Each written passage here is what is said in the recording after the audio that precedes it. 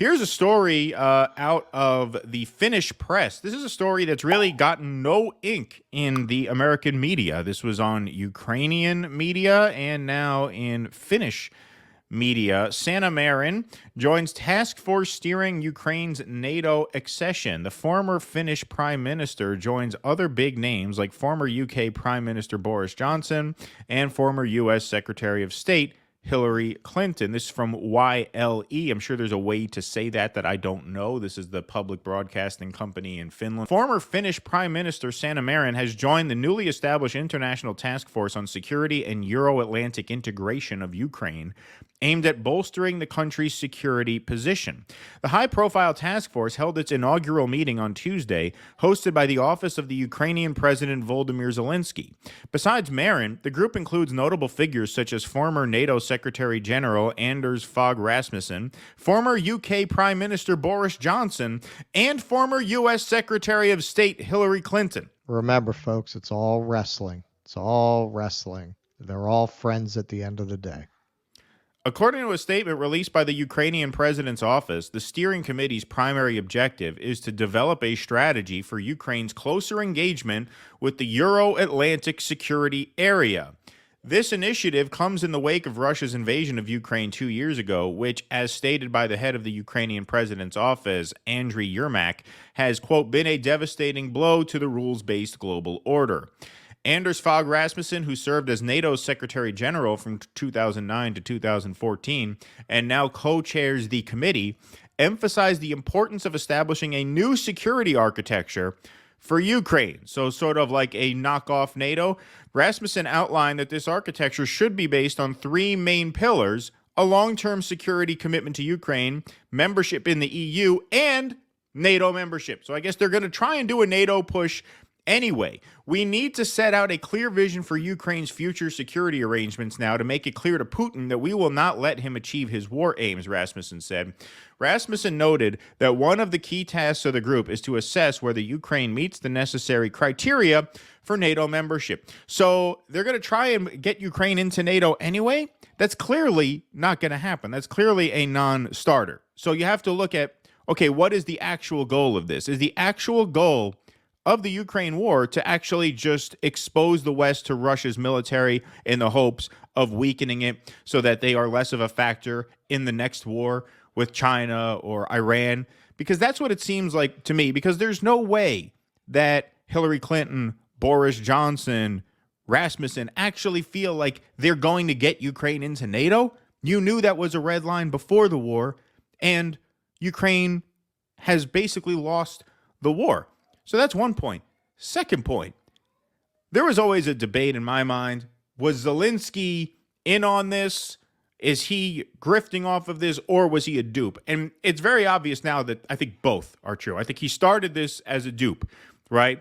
Russia invades, all these Western forces come to him. No, man, don't worry, we got you back. Slava Ukraine, we're going to give you everything you need to win this war, and you are going to, in the end, triumph over Putin. You're going to be a hero. You're going to go down in history as one of the great heroes of our century. And then a couple months in, they're like, well, it looks like that was bullshit, but don't worry, we'll take care of you if you just keep this war going for us. And that seems to be what happened, because that is consistent with the timeline. We know from Seymour Hersh's pieces that the generals are driving around in swanky cars. It was public knowledge that, Zelensky's wife got that huge, Paris shopping spree. Because what other explanation? How are you, if you're not in on it at this point, how are you so stupid to, at this stage in the game, surround yourself with the likes of the NATO General Secretary, Hillary Clinton, and Boris Johnson, the guy who sabotaged the peace deal in April of 2022, right? There is no Western leader more responsible for the slaughter of your people than Boris Johnson. And you're now going to surround yourself with him and his ilk in order to guarantee security concerns moving forward, when your country has been decimated at the behest of these ghouls? No, something's not right there, man. Something's not right there. This guy is on the take. Or he's just been paid off. Listen, yeah, we have to run your country through a meat grinder in order to weaken Russia and expose Russia. Yeah, well, they have an easy out. They say they have to look at whether the rules allow for Ukraine to join NATO. I mean, they've got to have a no Nazi battalions rule for NATO membership. So right there, they've got an easy out with Azov, and God knows how many other Nazis they're fielding. But yeah, he was a TV comedian with no real experience in this area. So how much agency did he have, and how much did he get run over by these far more experienced Western leaders? Yeah, probably a great deal of that. I don't think that he never bought into it.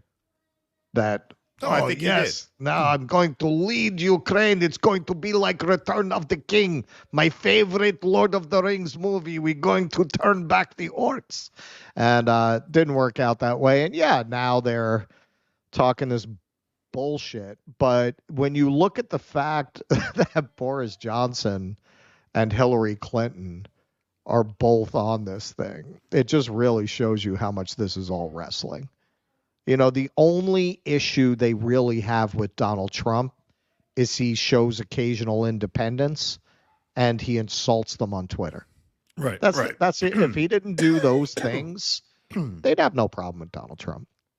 You'd see Hillary Clinton. Yes, and this is one person I will never say you're fired to. You're hired, Donald. Yeah, right. Yeah. That's what you'd be if he just towed the line. He'd be on Pizza Hut commercials. It's your favorite. Yeah, right. Exactly. Yeah. That's the only. I mean, Boris Johnson, the Donald Trump of England, but there is no Donald Trump of England. They don't produce characters like that. In the end, from what I could tell from across the pond, Boris Johnson wound up being a pretty conventional British prime minister.